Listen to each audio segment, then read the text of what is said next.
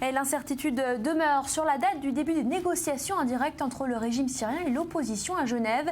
Prévues ce lundi, elles seront probablement retardées de quelques jours sur fond de désaccords liés à la délégation de l'opposition. Et de son côté, l'armée de Bachar al-Assad a réussi à reprendre la localité stratégique de Rabia dans son fief historique de Latakié, aidé en partie par les Russes. Maël Benoliel.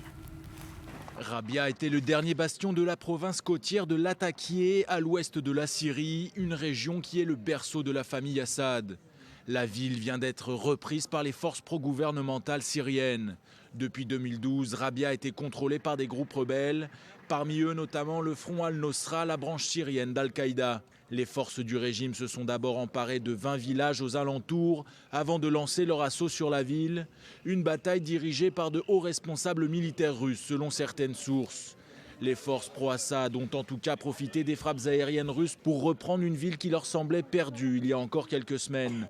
Une victoire stratégique, Rabia était jusque-là un carrefour d'approvisionnement reliant la frontière turque aux places fortes rebelles. Au même moment, à quelques kilomètres de là, la Turquie a arrêté 23 membres présumés du groupe État islamique qui tentaient de traverser la frontière depuis la Syrie. 21 enfants accompagnaient les djihadistes.